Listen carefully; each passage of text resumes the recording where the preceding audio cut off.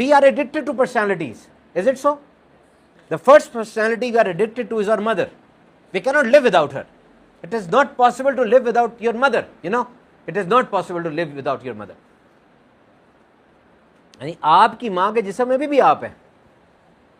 आप निकल आए अपनी माँ के जिस्म से? नहीं, आप अभी भी उसके अंदर हैं. The cells of the embryo, they live inside the mother body and they save her, especially heart diseases. Go and search it out.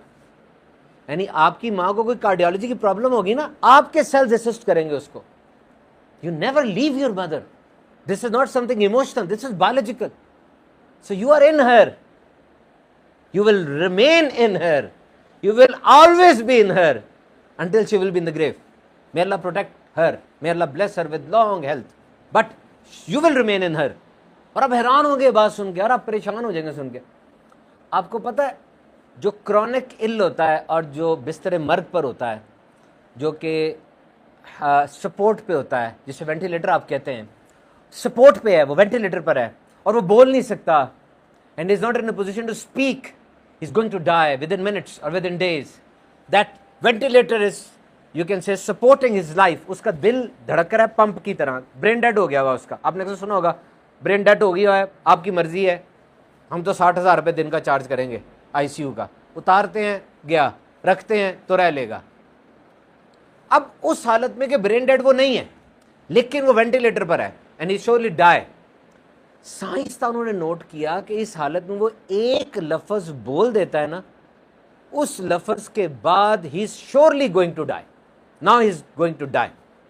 जबकि वो बंदा जो वेंटिलेटर पर है, जब वो लफ्ज बोलेगा, जो साथ उसके बैठा हुआ बंदा, वो क्या समझेगा? ये तो ठीक हो रहा है. वो कहेगा तो ठीक हो रहा है, डॉक्टर साहब ये ठीक हो रहा है. वो ये ठीक बोल पड़ा, ये बोल पड़ा है, ये तो सकते में था, शौक में था. He is now speaking, come here. लेकिन डॉक्टर्स ने उसको एनालिसिस किया कि अगर वो खास वर्ड वो बोल रहा है, it means that he is going to die. और डॉक्टर्स को यकीन हो जाता है कि now he is properly shutting down. हो क्या रहा है, हो क्या, वर्ड क्या है वो वाला? This is something very interesting. कि वो वर्ड कौन सा है? वो वर्ड है मॉम. कैसे? Don't take it emotionally, take it very much biologically. ऐसे कि उसका, आपकी बॉडी एक बहुत बड़ा मैकेनिज्म है, 37 ट्रिलियन सेल्स का. ये एकदम से नहीं मर रही. आप ये लैपटॉप पकड़ के बंद करें, एकदम से फोर्स स्टॉप करें तो फोर्स स्टॉप है. अगर आप इसको शट डाउन करेंगे तो क्या होता है? प्रॉपर शट डाउन होता है ना, एक एक विंडो क्लोज होती है, सारा कुछ प्रॉपर होता है. तो आपका माइंड प्रॉपर शट डाउन होता है, पता है आपको? प्रॉपर शट डाउन होता है. और जब वो प्रॉपर शट डाउन हो रहा है, उससे सबसे पहले क्या करना है? पुरानी मेमोरीज देखनी है, सबकॉन्शियस में क्या है, और उसको प्रॉपरली शट डाउन करना है. और वो कौन सी मेमोरी है जो सबकॉन्शियस में सबसे ज्यादा पेनिट्रेटेड है? 57 ईयर्स बैक उसकी मां का इंतकाल हो गया हुआ है. 57 ईयर्स बैक वो बंदा भी मरता हुआ आखिर में क्या कह रहा है? मॉम. क्यों? इसलिए कि उस वक्त उसका दिमाग तो आर्काइव्स को संभाल रहा है, फोल्डर्स को देख रहा है. तो 7 साल का जब अपनी मां की लैब में बैठा हुआ था, उस वक्त की आर्काइव निकाली है उसने. एक वक्त तो ऐसा था ना कि मां के अलावा कुछ था ही नहीं. ऐसा गुजरा है जिंदगी में वक्त जब मां के अलावा कुछ नहीं था, हर चीज पे नजर मां की तरफ थी और मां की भी हर वक्त आपकी तरफ थी. उस वक्त जो आर्काइव बनी है वो कैसे इग्नोर कर सकते हैं आप? आज कॉन्शियस लेवल पे मां को सारा दिन में हो सकता है आप याद भी ना करते हो. ऐसे दिन कई गुजरे कि कॉन्शियस लेवल पे आप याद नहीं कर रहे. आपके काम है, पेपर आ गए, एमसीक्यूज है, मिड आ गया, वो सब चल रहा है, लेकिन उधर तो है ना वो. तो जब प्रॉपर शट डाउन हुआ ब्रेन ने कह दिया कि नाउ एवरीथिंग इज फिनिश्ड. अब उसने वो लफ्ज उसके मुंह में फेंक दिया कि नाउ इट्स ओवर. फिर मैंने जब ये पढ़ा, मुझे समझ में है कि वाकई सही, तहकीक सही है. You can not live without her. She will always be there. Remember, वो हमेशा आपका इंतजार कर रही है.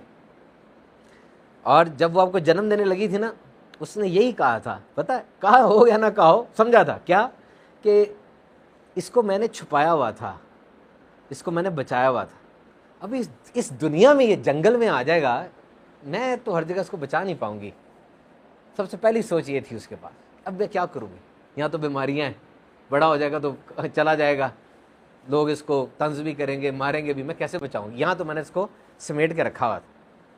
और जब वो मरने लगती है, वो यही सोच रही होती है कि मेरे बाद इसका क्या बनेगा, इसको मुझ जैसा कौन चाहेगा, जो कि कोई नहीं चाह सकता, पॉसिबल ही नहीं है. यानी ये एक ऐसा रिलेशन है कि जिसको फॉर ग्रांटेड ना लें. اور میں نے ایک اور بات دیکھی, سوچی کہ یار واقعی یہ دنیا ایسی جنگل ہے, ایسے وحشی قسم کے بھیڑیے یہاں پہ, ایسے مطلبی قسم کے لوگ رہتے ہیں یہاں پہ. آپ اسٹوڈنٹ ہو, شاید آپ کو اتنا تجربہ نہیں ہوا, مجھے بہت ہو چکا ہوا ہے, مجھے بہت ہو چکا ہوا ہے. 2 سیکنڈ میں نظریں پھر جاتی ہیں, پہچاننے سے انکار کر دیتے ہیں. ذرا سا فائدہ 100 سے 99 بھی ہوتا ہے نا, یقین کریں ان کی نظروں میں اجنبیت آ جاتی ہے.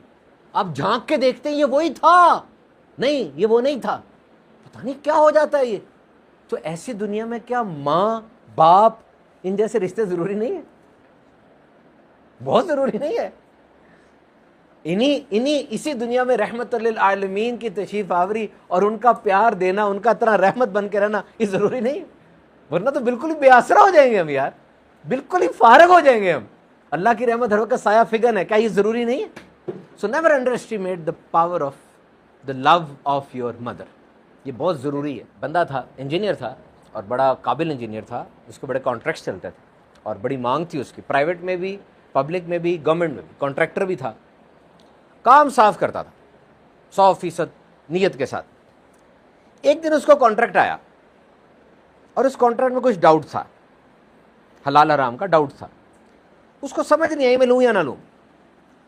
وہ رات کو نہ اپنی ماں کے پاس آیا, ماں چٹی ان پڑھ, کہتا ماں جی مینوں سمجھ نہیں جے آ رہی, ایک کم آ گیا جے, میرا دل کدی ماندا کدی نہیں ماندا, کی کراں میں. حالانکہ this was not a relevant question for a lady who is not educated. You have to discuss with her that what are the pros and cons, what are the engineering prospects, what is the involvement of riba, what is the involvement of bribe, kickbacks. وہ ماں کو کیا پتہ چلے گا؟ لیکن ماں نے جو جملہ کہا, ماں کہتی ہے بیٹا میں روز رات کو تیرے پاس آتی ہوں, دیکھتی ہوں تو چین سے سو کے خراٹے لے رہا ہوتا ہے, بس کوئی کام ایسا نہ کر لینا کہ میں تیرے پاس آؤں اور تو یوں بیٹھا ہو. چیک کریں کہ غلط کام نہیں دوڑائے گا نا, اور مجھے پتا کہ تو سو نہیں پائے گا اگر تو غلط جگہ ہاتھ ڈالے گا. نہ کر ایسا, یہ سوچ لے بس کہ نیند تیری پوری